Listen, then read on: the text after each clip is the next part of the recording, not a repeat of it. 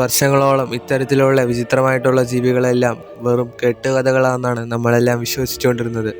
എന്നാൽ കൂടുതലായി scientific എവിഡൻസസുകളും I വിറ്റ്നസ്സുകളും വരുന്നതനുസരിച്ച് ഇതിൻ്റെ സത്യാവസ്ഥ ലോകം അറിഞ്ഞുകൊണ്ടിരിക്കുകയാണ്. അതായത് ഈ വീഡിയോയിൽ ഞാൻ നിങ്ങൾക്ക് 7 വിചിത്രമായിട്ടുള്ള ഇത്തരത്തിലുള്ള ജീവികളെ കാണിച്ചു തരാൻ പോവാണ്. നമ്പർ 7, സെറിബ്രസ്. സെറിബ്രസ് എന്ന് പറയുന്നത് നോർമലായിട്ടുള്ളൊരു പട്ടിയൊന്നുമല്ല, പക്ഷേ ഒരു പൈശാചികമായിട്ടുള്ളൊരു 3 തലച്ചോറുള്ള ഒരു ജന്തുവാണ്. സെറിബ്രസിനെ കാണിക്കുന്നത് തന്നെ അതിൻ്റെ തലയിൽ മൊത്തം കുറേ പാമ്പുകളും അതിൻ്റെ വാലിനെ തന്നെ ഒരു അനാക്കോണ്ടയായിട്ടാണ് സാദൃശ്യപ്പെടുത്തിയിരിക്കുന്നത്. എന്നിരിക്കെ എല്ലാവരുടെയും സംശയം എന്നത് ഇത്തരത്തിലുള്ള ഒരു സംഭവം റിയലി പോസിബിൾ ആണോ? സത്യാവസ്ഥ എന്നത് ഇത്തരത്തിലുള്ള ഇത്രയും വലിയൊരു ഭീമാകാരമായുള്ള ഒരു ജന്തു റിയലി പോസിബിൾ അല്ല. പക്ഷേ നേച്ചർ എന്നത് മനുഷ്യരുടെ റൂൾസിലല്ല നടക്കുന്നത്. നേച്ചറിനകത്ത് കുറേയധികം സ്ട്രേഞ്ച് ഫിനോമിനാസ് ഉണ്ട്. എന്ന് പറഞ്ഞാൽ ഡോക്ടേഴ്സ് തന്നെ ഇതുപോലത്തെ കുറേ വിയേർഡായിട്ടുള്ള കാര്യങ്ങൾ ഡോക്യുമെൻ്റ് ചെയ്തിട്ടുണ്ട്. അതായത് 2 തലയുള്ള പാമ്പുകൾ, 2 തലയുള്ള ടോട്ടോയ്സ്, 2 തലയുള്ള പട്ടികൾ. ഇതൊക്കെ ഉണ്ടാവുന്നത് പൈശാചിക രീതിയിലൊന്നും അല്ലായിരുന്നു, പക്ഷേ മ്യൂട്ടേഷൻ വഴിയായിരുന്നു ഇങ്ങനത്തെ സംഭവങ്ങൾ വരുന്നത്. ആൻഡ് വാട്ട് ഇഫ് ആയിരക്കണക്കിന് വർഷങ്ങൾക്ക് മുമ്പ് മനുഷ്യർ ഇതുപോലത്തെ ഒരു ജന്തുവിനെ കാണുകയാണെങ്കിൽ തലമുറകൾ കഴിയുന്തോറും ആ എക്സാജറേഷൻ കൂടിക്കൊണ്ട് മാത്രമേ ഇരിക്കത്തുള്ളൂ. സീ മോൺസ്റ്റേഴ്സിനെ കുറിച്ചൊക്കെ നമുക്കറിയാം, ചിലത് വളരെയധികം നിഗൂഢമായിട്ടുള്ള സംഭവങ്ങളാണ്. എന്നാൽ കാരിബ്ഡിസ് എന്ന് പറഞ്ഞൊരു മിസ്റ്റീരിയസ് ക്രീച്ചർ പണ്ടുതൊട്ടേ കുറേ മിത്തോളജികളിൽ പറഞ്ഞു വരുന്നുണ്ട്. അതായത് ചില കഥകളിനകത്ത് ഒരു മുഴുവൻ ഷിപ്പിനെ തന്നെ ഇത് വിഴുങ്ങിക്കളയും എന്നൊക്കെയാണ് പറഞ്ഞു കേൾക്കുന്നത്. ഇത് വിഴുങ്ങുന്ന സമയത്ത് ആ കപ്പലിനെ മാത്രമല്ല അതിന് സമീപമുള്ള എല്ലാ വെള്ളത്തിനെയും ഇത് വിഴുങ്ങിക്കൊണ്ട് പിന്നീട് ഒരു തിമിംഗലം ചെയ്യുന്നത് പോലെ ഇത്തരത്തിൽ അതിനെ പുറത്തു വിടുകയാണ് ഇത് ചെയ്യുന്നത്. അപ്പോഴാണ് അത് ഇത്തരത്തിലുള്ള ഒരു വേൾപൂൾ പോലത്തെ ഒരു ഫിനോമിനനായിട്ട് മാറുന്നത്.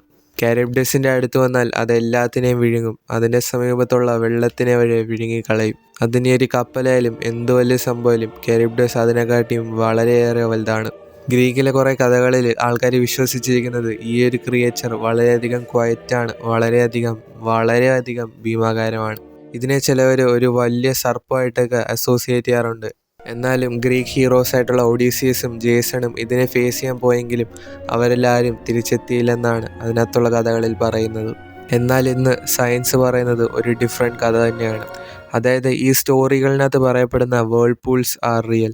അതായത് ഓഷ്യൻ കറൻസിൻ്റെ ക്ലാഷിങ് കാരണമാണ് ഇത്തരത്തിലുള്ള വലിയ വലിയ വേൾപൂൾസ് ഉണ്ടാകുന്നത്.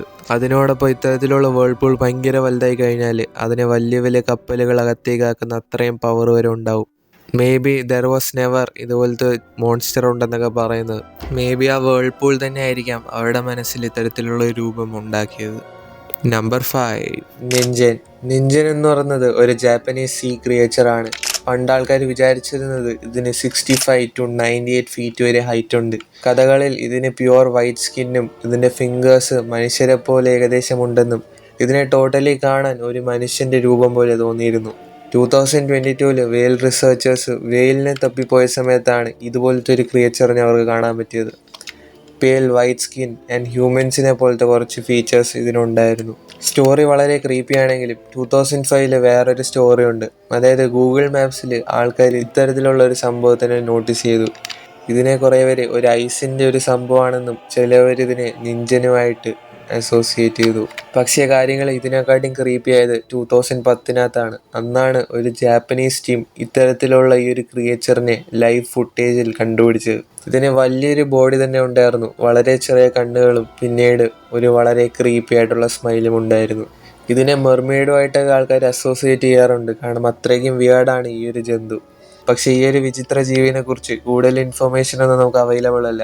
കാരണം ചിലവർ പറയുന്നത് ഗവൺമെൻറ് ഇതിനകത്ത് ഇൻ്റർഫിയർ ചെയ്തിരുന്നു എന്നാണ്. Number 4, dragons. ഡ്രാഗൺസ് വളരെയധികം ഫേമസ് ആണ്. ഇന്ന് ആരുടെ പോയി ചോദിച്ചാലും ആർക്കും ഡ്രാഗൺസ് എന്താണെന്നറിയാം. എസ്പെഷ്യലി ചൈനയിലാണ് ഡ്രാഗൺസിന് ഇത്രയധികം സെലിബ്രേറ്റ് ചെയ്യപ്പെടുന്നത്. അവിടെ ഡ്രാഗണെ അത്രയും മോൺസ്ട്രസ് ആയിട്ടൊന്നും അല്ല കാണിച്ചിരിക്കുന്നത്. അവിടെ കുറേ ഫെസ്റ്റിവൽസിനകത്തും ഈ ഡ്രാഗൺസിൻ്റെ സംഭവമുണ്ട്. അതായത് ചൈനീസ് കലണ്ടറിനകത്തുള്ള ഓൺലി മിത്തിക്കൽ ക്രിയേച്ചറാണ് ഈ ഡ്രാഗൺ എന്ന് പറയുന്നത്.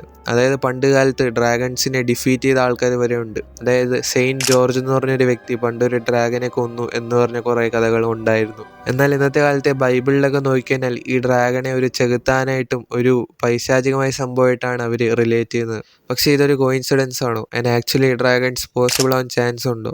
ഇതിനെ തുടർന്ന് ആൾക്കാർ പറയുന്ന കാര്യം എന്നത് ഫോസിൽസ് ആണ് മെയിൻ കൾപ്രിറ്റ്. ഇതിൻ്റെ റീസൺ എന്നത് വർഷങ്ങൾക്ക് മുമ്പ് ചൈനക്കാർ ഫോസിലുകളിൽ ഇത്തരത്തിലുള്ള ഒരു വികടമായിട്ടുള്ള ജീവനെ കണ്ടപ്പോൾ, അതായത് ഇത്രയും വലിയ പല്ലുകൾ, ഇത്രയും വലിയ വാലും, ഇത്രയും ഒരു സ്ട്രക്ചേർഡ് ആയിട്ടുള്ള ബോഡി, ഇതിനെ അവരുടനെ ഡൈനോസോഴ്സിന് പകരം ഡ്രാഗൺസുമായിട്ട് അസോസിയേറ്റ് ചെയ്തു. എന്ന് പറഞ്ഞാൽ ബാക്കിയുള്ള വേൾഡ് മൊത്തം ഇതിനെ ഡൈനോസോഴ്സ് എന്ന് വിളിച്ചപ്പോൾ അവരതിനെ ഡ്രാഗൺസ് എന്ന് വിളിച്ചു. നമ്പർ 3, കൈമേറ. ഇമാജിൻ നിങ്ങൾ ജംഗിളിലൂടെ നടക്കുന്ന സമയത്ത് ഇത്തരത്തിലുള്ള സിംഹത്തിൻ്റെ തലയുള്ളതും വായിൽ നിന്ന് തീ തുപ്പിക്കൊണ്ടിരിക്കുന്ന ഇങ്ങനത്തെ ഒരു ക്രിയേച്ചർ. ഇതിൻ്റെ ബാക്കിലൂടെ ഒരു ആട് വളരുന്നുണ്ട്, സൈഡിലൂടെ പാമ്പുകളും ഉണ്ട്. സത്യം പറഞ്ഞാൽ ഇതിനെ ഗ്രീക്ക് മിത്തോളജിയിലെ ഏറ്റവും ഫിറോഷ്യസും ഏറ്റവും ക്രീപ്പിയസ്റ്റ് ആനിമൽസിലൊന്നായിട്ടാണ് പറയുന്നത്. ലൈഷ്യ എന്ന് പറയുന്ന സ്ഥലത്താണ് ഇത് ഇത്രയും അധികം ഡിസ്ട്രക്ഷനുകളൊക്കെ ഉണ്ടാക്കുമ്പോൾ ഒരു സേവിയർ വരുന്നത്. അദ്ദേഹം യൂണിക്കോൺ എന്ന് പറയുന്ന ഈ ഒരു ക്രിയേച്ചറിന് മേളിരുന്നാണ് കൈമേറ എന്ന് പറയുന്ന ഈ ചെകുത്താനെ കൊന്നുകളയുന്നത്. കൈമേറയുടെ മരണത്തിന് ശേഷവും അതിൻ്റെ ലെഗസി പിന്നീടും കണ്ടിന്യൂ ആവുന്നുണ്ട്. പണ്ടത്തെ കുറേ കോയിൻസിനകത്തും പണ്ടത്തെ പോർട്രേസിലും എല്ലാ സ്ഥലത്തിലും കൈമേറയുടെ പടം തന്നെയായിരുന്നു ഉള്ളായിരുന്നത്. ഈവൻ കൈമേറയുടെ പേരിൽ ഒരു മൗണ്ടൻ ഉണ്ട്. ആ മൗണ്ടൻ്റെ പ്രത്യേകത അവിടെ എപ്പോഴും ഇങ്ങനെ കത്തിക്കൊണ്ടിരിക്കും, അതായത് ഒരിക്കലും കെടാത്ത ഒരു ഫയർ.